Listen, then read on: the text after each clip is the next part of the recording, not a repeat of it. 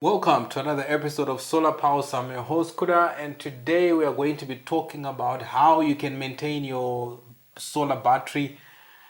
We have seen so many batteries getting faulty because most probably the terminations were not done properly, or the settings or the parameters of the battery were not set correctly. So it is important, as your system is being set up, everything that aligns with your battery is done properly to ensure longevity of your solar battery. So these are some of the things to check it for your system to make sure everything has been done correctly. So on the battery maintenance, we want to look at what is called setting the correct parameters. So setting the correct parameters for your battery, whenever you are taking your batteries outside the box, there are parameters that your manufacturer say this battery operate at these voltages to ensure longevity. So you realize you can buy a 200 Ah lithium battery.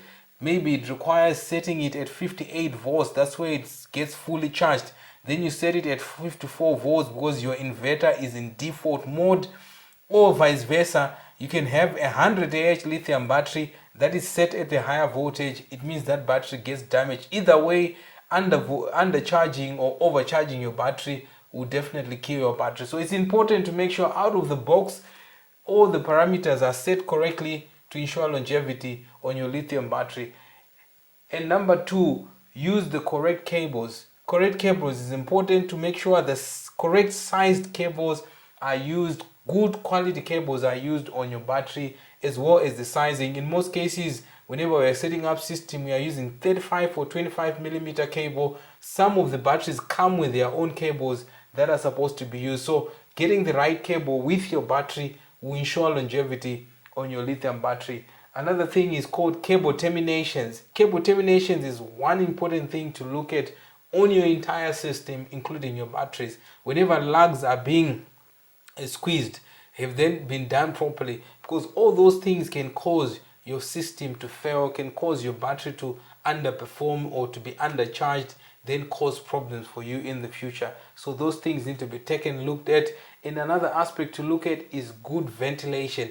Whenever you're setting up your system, make sure there's enough ventilation for the entire system, because whenever your battery your inverter is charging, it's emitting heat, and your battery, whenever it's getting charged, it also gets a little bit warmer. So you want to make sure you have the right environment for your equipment to optimize it and to perform at its highest optimum. So ventilation becomes very important. And you also want to look at the depth of discharge of your battery. When you're looking at gel batteries are set in most cases to be discharged maybe 50%. That's your usable energy. When you're looking at lithium, you can discharge your lithium all the way to the lowest, which is around 10%, which means your usable energy in that scenario will be 90%. So if you over discharge your battery, especially when gel batteries, over time their lifespan is shortened. The same even for lithium battery. You don't want to make sure your lithium is always drained every time. Then it means the lifespan of maybe 10-15 years that would have been set will be shortened. So it's important to make sure the depth of discharge is managed and followed, and your system is not always shutting off and every time you are resetting it.